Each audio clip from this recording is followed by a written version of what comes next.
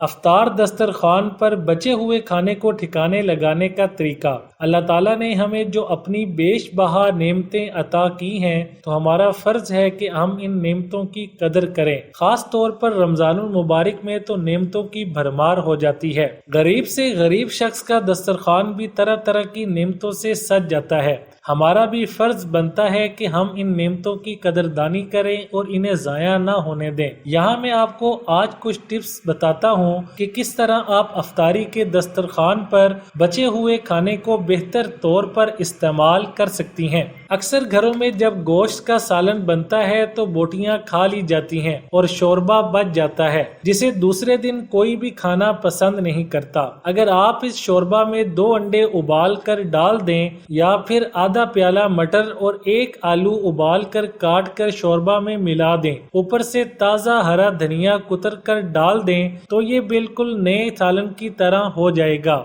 اور پوری فیملی سحری کے وقت بخوشی یہ سالن کھا لے گی۔ اسی طرح اگر دال کا سالن بچ جائے تو دوسرے وقت کوئی بھی اسے روٹی سے کھانا پسند نہیں کرتا، لہٰذا آپ سادہ چاول بنا کر اسے کام میں لا سکتی ہیں، یا پھر دال میں بیسن اور مزید نمک مرچ ملا کر افطاری کے وقت پکوڑے بنائے جا سکتے ہیں۔ بعض خواتین دال میں انڈا توڑ کر پیاز اور ہری مرچوں کے ساتھ بھون لیتی ہیں، یہ بھی مزے کا لگتا ہے۔ اسی طرح اگر سادہ گوشت کا سالن 1 آدھ بوٹی کے ساتھ بچ جائے تو اسے سادہ چاولوں کے ساتھ کھایا جا سکتا ہے۔ اسی طرح اگر آپ نے سادہ چاول بنائے اور وہ کافی سارے بچ گئے ہوں تو دوسرے دن بالکل ہلکی آنچ پر توا رکھ کر اس پر چاول کی دیگچی رکھ دیں اور آپ دوسرے فرائی پین میں آلو کی چپس یا کسی بھی سبزی یعنی لوکی، بینگن وغیرہ کے گول گول ٹکڑے کاٹ کر فرائی کریں اور اوپر سے خشک مسالہ چھڑک دیں۔ پھر چاول ڈش میں ڈال کر اوپر سے یہ سبزی کے ٹکڑے سجا دیں،